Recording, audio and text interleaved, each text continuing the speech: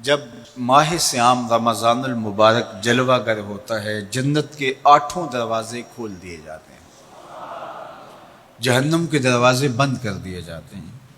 اور شیاطین جکڑ دیے جاتے ہیں۔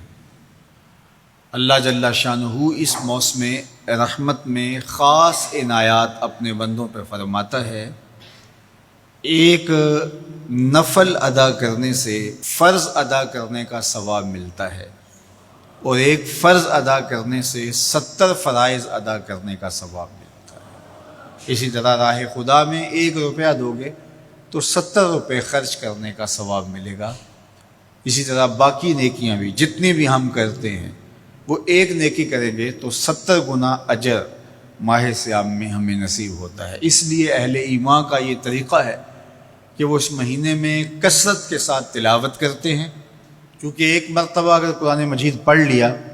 تو 70 مرتبہ قرآن مجید پڑھنے کا ثواب نصیب ہوا۔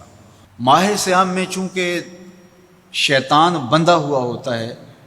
تو ہم اپنے آپ کو نیکی کی طرف اگر لانا چاہیں تو اتنی رکاوٹیں نہیں ہوتی جتنی عام دنوں میں ہوتی ہیں، لیکن اس کے باوجود بہت سارے لوگ ہیں جو رات کو بڑا پکا ارادہ کر کے سوتے ہیں کہ میں صبح وقت پہ اٹھوں گا اور نوافل بھی پڑھوں گا اور نماز بھی ادا کروں گا، لیکن جب صبح ہوتی ہے تو انہیں یا تو جاگ نہیں آتی یا نیند سے بیدار ہو جاتے ہیں، بستر سے اٹھا نہیں جاتا۔ جب کہ وہی شخص انہوں نے صبح سبزی منڈی جانا ہو تو چھلانگ لگا کے اٹھتے ہیں اور سبزی منڈی پہنچتے بھی ہیں۔ سستی طبیعت کا کسل نہیں ہوتا۔ عمومی طور پہ ہم اپنے آپ کو بیمار تصور کر لیتے ہیں اور سستی اور کسل کا نام دے کر کے، بہانہ دے کر کے ہم کہتے ہیں کہ بس کیا کریں، ہم کو ارادہ کرتے ہیں روز لیکن ہم سے اٹھا نہیں جاتا، بس طبیعت اس طرح کی ہے، کسل ہے، سستی ہے۔ یہ بات ذہن میں رکھیے گا کہ ارادہ کرنے کے باوجود بھی صبح جب ہم اٹھ نہیں پاتے یا کوئی بھی نیکی کا کام ہم کرنے کا ارادہ کرتے ہیں تو ارادہ کرنے کے باوجود ارادہ ہی رہ جاتا ہے، ہم کر نہیں پاتے، تو اس کا سبب یہ ہوتا ہے کہ بہت سارے ہم گناہ کر چکے ہیں اور ان گناہوں کی وجہ سے ہم نیکی کی توفیق نہیں پاتے۔ حضرت حسن بصری رضی اللہ تعالی عنہ نے یہی وجہ اس کی بیان فرمائی ہے۔ تو اس کا بہترین طریقہ یہ ہے کہ توبہ کی جائے، اور توبہ بھی سچے دل سے کی جائے، رو رو کے اللہ سے گناہوں کی معافی مانگی جائے، اور سچے دل سے جب توبہ کی جائے تو پھر سارے گناہ نہ صرف مٹا دیے جاتے ہیں بلکہ ان کو بدل کے نیکیوں میں تبدیل کر دیا جاتا ہے۔ تو ماہ سیام کے اندر پختہ عزم کریں اور اس عزم کو عمل کی شکل دینے کے لیے سچی توبہ کریں کہ ہمارا یہ رمضان اس طرح سے گزرے، یہ مہینہ اس طرح سے بسر ہو کہ ہم اس مہینے میں اللہ تعالیٰ کی قربت حاصل کر لیں، ہم گناہوں سے پاک ہو جائیں اور ہم جو ثمرات ہیں، جو فوائد ہیں اس مہینے کے، وہ ہم سمیٹ سکیں۔ تو یہ وہ مہینہ ہے جس کے انتظار میں میرے اور آپ کے آقا و مولا اپنی آنکھیں لگائے ہوتے تھے اور دن گن گن کے وقت گزارتے تھے کہ ماہ سیام آ رہا ہے۔ تو اس مہینے کا عزت کے ساتھ، تکریم کے ساتھ، اعزاز کے ساتھ استقبال کرو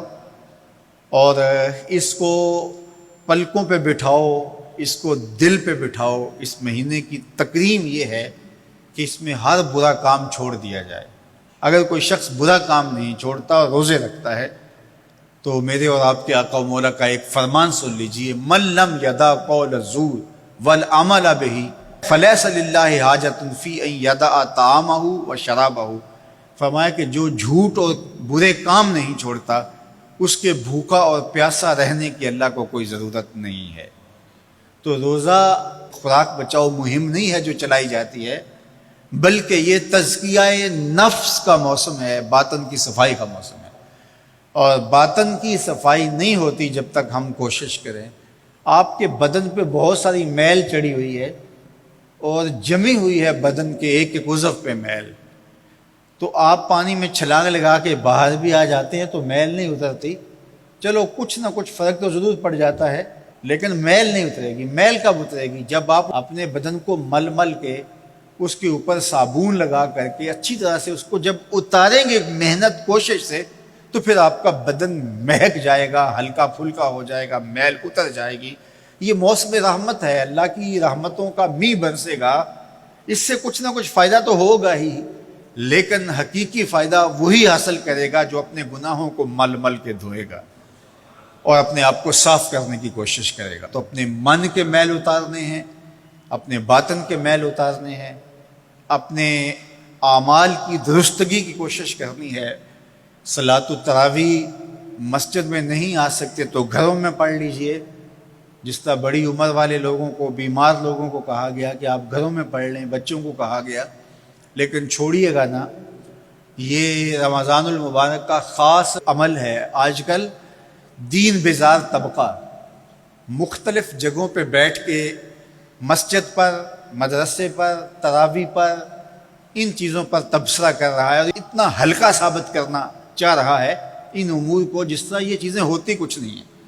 جبکہ ماہ صیام کے قیام پر میرے اور آپ کے آقا مولا نے بشارت دیتے ہوئے فرمایا، من قام رمضان ایمانا و احتسابا غفر لہ ما تقدم من ذنبہ، جس نے رمضان المبارک کی راتوں میں قیام کیا ایمان اور محاسبہ نفس کے ساتھ، اللہ اس کے پچھلے سارے گناہ معاف فرما دیتا ہے۔ یہ بہت بڑی دولت ہے، تو اس دولت کو ضرور سمیٹیے گا، ضرور حاصل کیجئے گا، من کی ستھرائی، عفت اور پاکیزگی کا سامان کیجئے گا۔ اللہ آپ سب کو اپنی امان میں، اپنی حفاظتوں کے حصار میں رکھے۔